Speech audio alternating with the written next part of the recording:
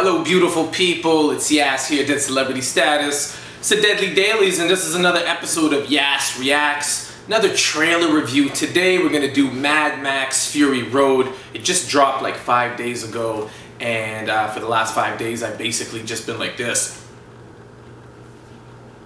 So what's in the trailer? How to describe it? I really can't outside of trying to explaining it like this. You ever drink a slushie and when you're drinking that slushie you start to get brain freeze and your head starts feeling like it's gonna explode and you want the pain to stop and then it simmers down, then all of a sudden you're like slurping on it again and getting another head rush like you're addicted to that pain?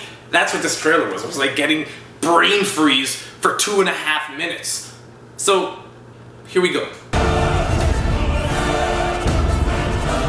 If you're not a fan or know the original trilogy Mad Max, it's one of the greatest post-apocalyptic films ever, directed and written by George Miller. It's been like almost 25 plus years since he's been able to make another Mad Max film, and we're back. Then we hear the narration. My world is blood and fire. It's like, what? Your world is blood and fire? It already starts insane.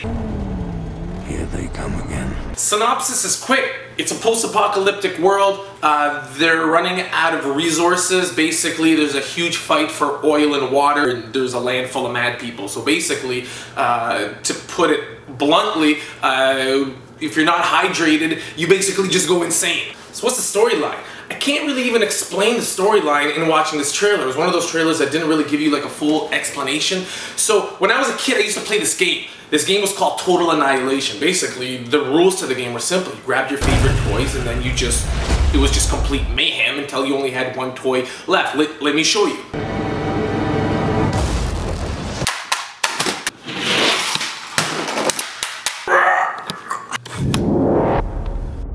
Everybody's gone out of their mind. Mad Max, played by Tom Hardy, who's actually one of my favorite actors today. If you haven't been paying attention to his work, he's brilliant to bananas. Check him out in Bronson. Also check him out in Locke. If you haven't seen Locke, it's basically a one-man show. He's in a car traveling and he's on a cell phone all by himself, kind of like Ryan Reynolds did in Buried, but this one's bananas. It's interesting because in Locke, Tom Hardy talks the entire movie, an hour and a half of just him doing dialogue, and in this trailer, he doesn't say a single word, which is pretty awesome because that's like your main character, not even talking. And I have a feeling Mad Max is usually a guy with little to no words to begin with. So it's going to be a very interesting contrast. So one of the things that you hear during this trailer is, everybody out here's gone crazy. And yeah, that's it. Everybody's gone crazy. Like the first thing you see, well, let me tell you this. If you're ever standing on a vehicle and in front of you there's like a weaponized vehicle armed with spikes, you know what you don't do? Jump on it. And then you have this psychopath bald with 2 spears jumping on this mechanized, weaponized vehicle. Not only is he just carrying 2 spears, but the 2 spears have like bombs attached to the bottom of them.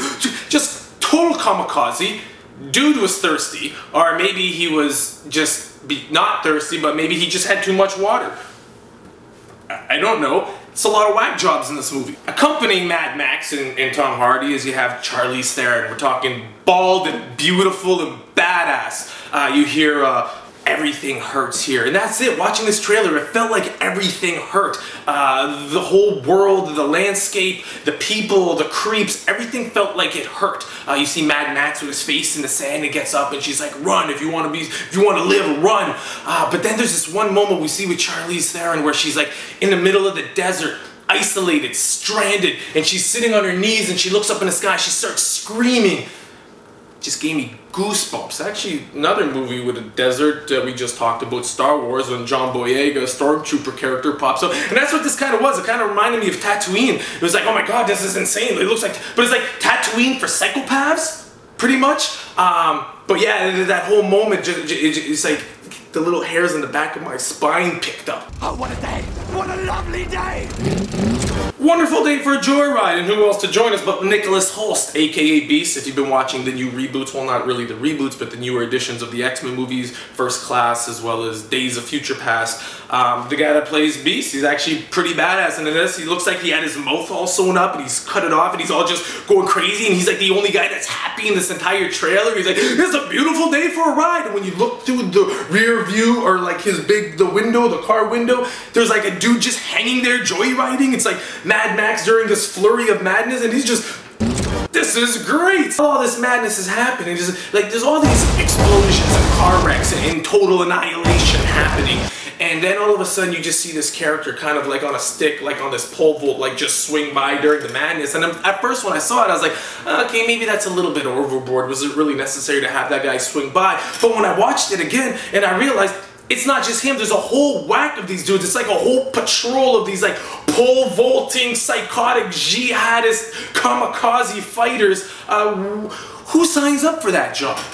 Who says, hey, I'll climb the stick and get thrown around during flames of fire. Not only that, but there's these dudes on these big drums during the battle playing drums, and there's this guitar, I don't even know what's happening, but it's breathing fire. It's like this dragon guitar. What's also exciting is Hughes K's Byron is actually back from the original Mad Max film. The original toe cutter, the main antagonist in the Mad Max film is back playing Immortan Joe, I believe, and he's got like this mask he puts on, kind of like covers his face. He's kind of like Bane, but not Bane. Like Bane with like clawed up sharp teeth and stuff. George Miller's gone back to his people, the people he believes in, and he's brought them back on board. It's Knight Rider. His name is Knight Rider. Like, so badass. I know some people watched the trailer, and one of the things they weren't too crazy about was the music. They felt like the music didn't fit. I felt it did. That's what I liked about it. It actually had very, even Hellboy was saying, it was very Kubrick-ish. He's right. I think this trailer, using that music, that kind of operatic, classical style, with the chaos, this organized chaos based on chaos, really works. It has that kind of quirky Kubrick feel to it, and I appreciate it. Now, director George Miller, where have you been? You did 3 incredible post-apocalyptic films, and then you did what? Babe? Movie about a pig? You did Happy Feet 1 and 2? So basically, the madness that ensues is the direct result of somebody that basically engulfs himself in the world of like really soft, fluffy creatures. Well, not that pigs are fluffy, neither are penguins, but I guess they're cute. I guess cute. The world of cutesy. This madman goes to cutesy, and basically this is a film. I know a lot of people are like, we have the originals, that's all we need. No, because this is George Miller doing it. The original guy doing it. He's been so longing to make this movie, and every studio's been shutting him down. They basically been like, he's walked into studios and you can just see it too. Hey, I got a concept. Oh, what's your concept? I want to continue the Mad Max trilogy. Oh, okay, what's the idea? Total annihilation. Every studio's just slamming doors on him. So it's been like 20, 25 years, and finally, someone had the cojones to basically hook him up, give him the funding, and basically we're looking into the mind of a complete psychopath. And that's pretty much what this trailer has given us. There's really no story at this point. There's just a lot of madness. So what I'm really excited about this film is the fact that it went really practical heavy. Like the things we see on set, these vehicles, these explosions, these weapons, they're real. It's not CG. Very similar to a tactic J.J. Abrams is implementing with the new Star Wars franchise. Is he's not going CG heavy. He's incorporating a lot of these actual practical things. In this movie, like these explosions we're seeing, these cars, it's not, Fast and the Furious where it's all fake. Like this is real. I guess it just looks like, man, total annihilation again. What a lovely day! Bananas. I guess we'll find out, how many people got injured or how many people actually died filming this. Reminds me of like Francis Ford Coppola when they did that documentary, I think it was called The Heart of Darkness, when it was just like the madness that ensued making this film. I want to know the madness that happened making this film.